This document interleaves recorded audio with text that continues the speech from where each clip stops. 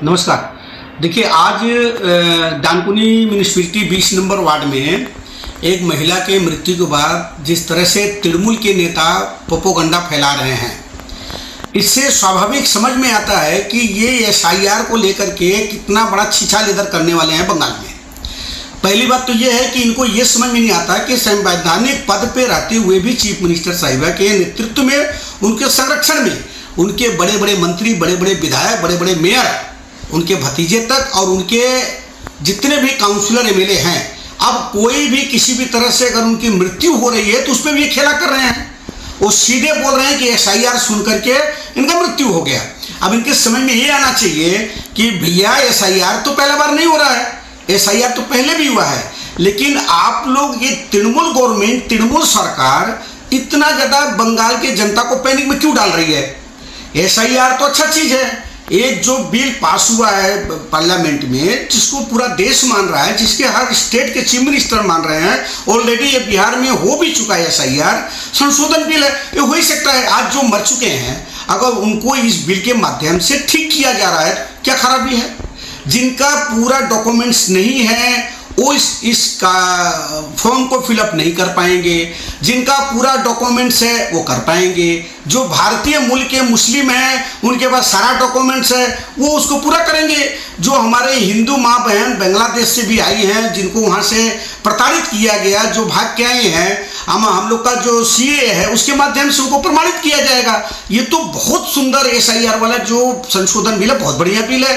लेकिन ये ममता बनर्जी सरकार, इनको अपना रोटी सेकना है। इनके जो घुसपैठिए जो इनके वोटर हैं, जो इनके 2 नंबरी वोटर हैं, जो इन्होंने बना के रखा है, इनके अंदर में डर है। अब ये माहौल को दूसरा रूप देना चाहते हैं, वो कोई फायदा नहीं है।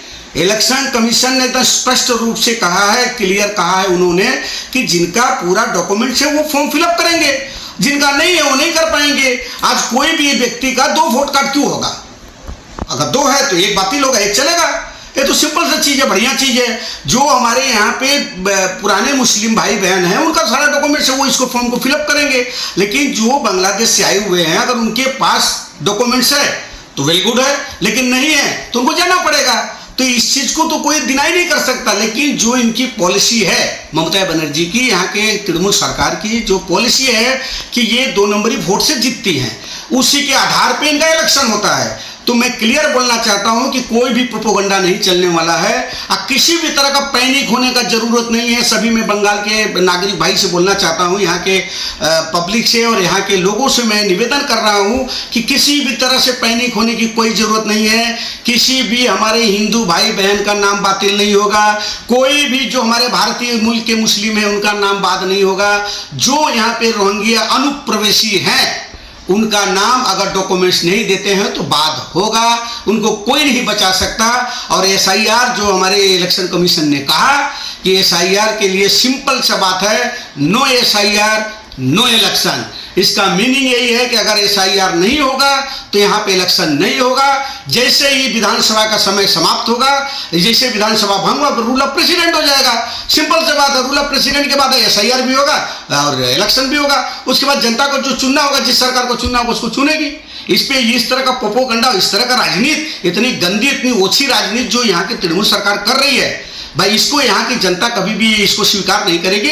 और 2026 में इनका यहाँ से विदाई है, सफाया है। इसी कारण से पूरे पैनिक में तृणमूल के नेता हैं और पूरे बंगाल को पैनिक में डालने के लिए ये षड्यंत्र कर रहे हैं। अभी देखिए, कल ही इनके नेताओं ने, इनके काउंसिलर घर घर जाकर के वोटर लिस्ट घूम रहे थे। तो फिर जब इनके नेता खुद घर घर एसआईआर के लिए जा रहे हैं तो कोई मर जाता तो फिर उस पर राजनीति क्यों कर रहे हैं? 20 नंबर की महिला बीमार थी, उसको एसआईआर का ABCD नहीं मालूम है, एसआईआर का मीनिंग क्या है। वो मर गई तो बताइए एसआईआर सुन करके मन गई क्या? एसआईआर क्या कोई भूकंप है, कोई सुनामी है? सिंपल सी बात है, मैं अगर भारतीय हूँ और मेरा अधिकार है, मेरे पास डॉक्यूमेंट्स है, तो मैं यहाँ पे रहूँगा। और जिन हिंदू भाई बहन का अगर किसी तरह से वोट में नाम कटा भी है तो सीए के माध्यम से उनका नाम प्रमाणित करने का अधिकार सेंट्रल को है और राज्य सरकार इसको करेगी। और हम लोग इसको दायित्व के साथ बोल रहे हैं कि उनको प्रमाणित किया जाएगा। सीए जो हम लोग का सिटीजनशिप एक्ट है उसके माध्यम से सारी प्राविधान, सारा विधान है जिससे कि हम उनको प्रमाणित कर पाएंगे। तो कोई टेंशन का बात नहीं है। इसलिए मैं बार बार बोलता हूं कि एसआईआर होगा, एसआईआर होगा और यहाँ की जनता चाहती है, यहाँ के लोग चाहते हैं और एसआईआर का लोग स्वागत कर रहे हैं।